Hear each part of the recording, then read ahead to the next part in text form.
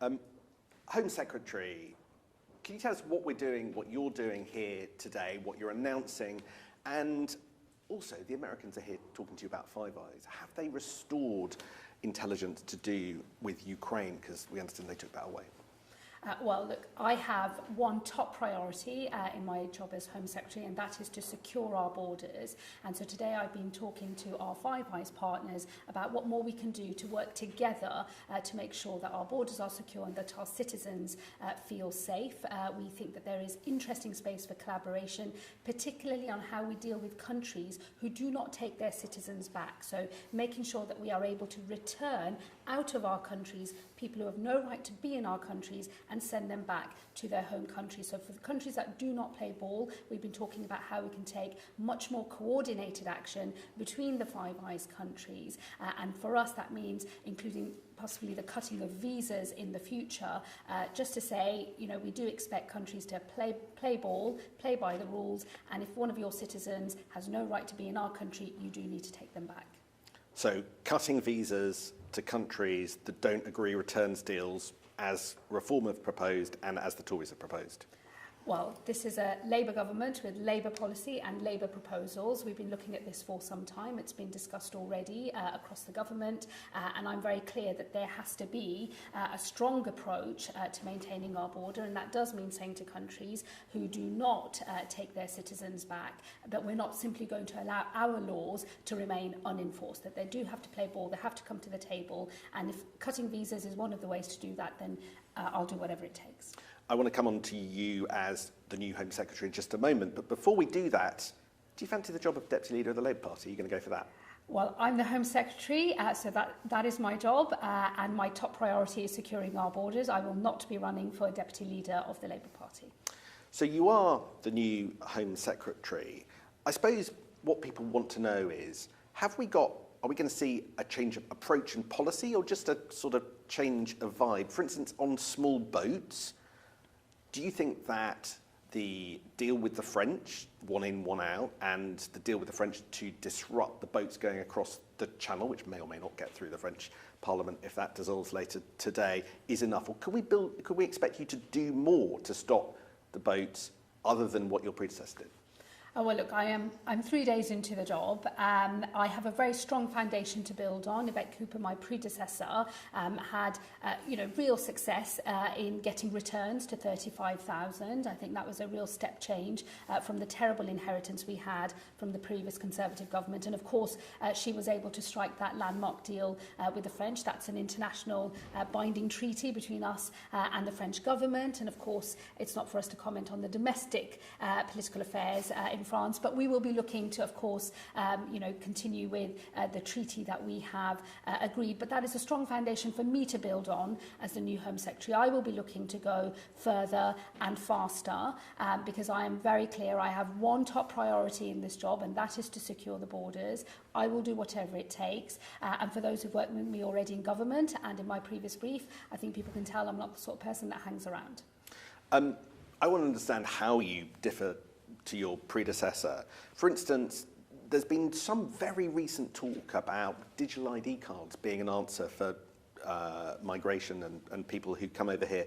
Could you just sketch out your view of ID cards? Do you have a long-standing view? What is it? Could everybody expect to have a digital ID in the future in order to, one of the reasons to be to tackle migration?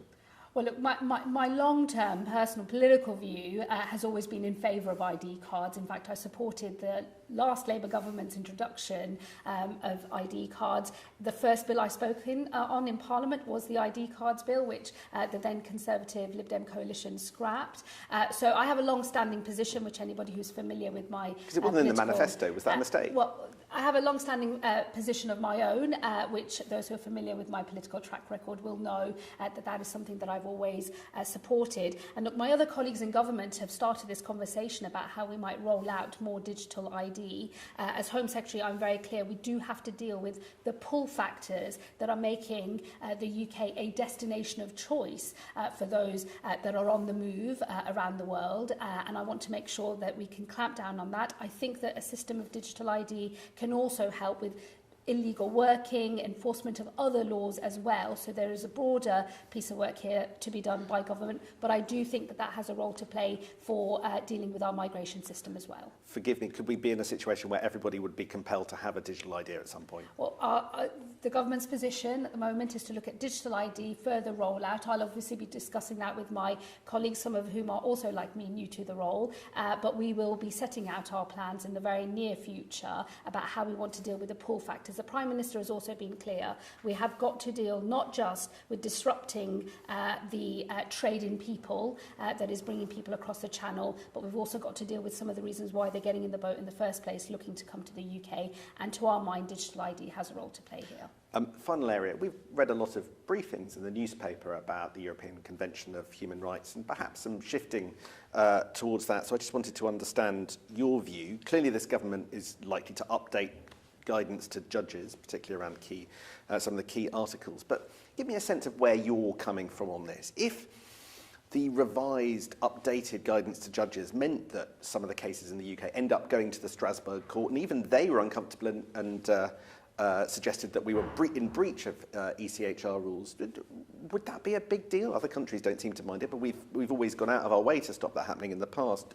Do you have a new attitude to adverse rulings from Strasbourg? Well, I used to be a lawyer, so fighting in court is used to be my background, and I've got no problem with us as a government fighting our case through the courts.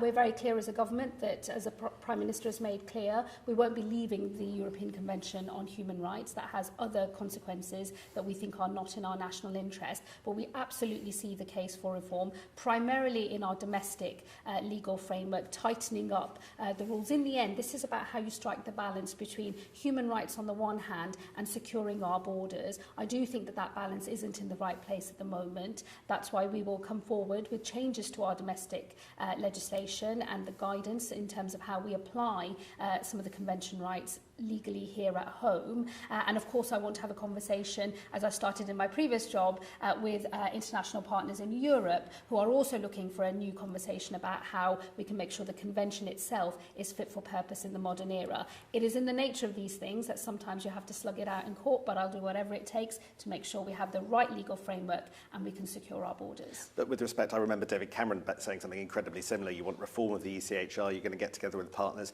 Nothing happens.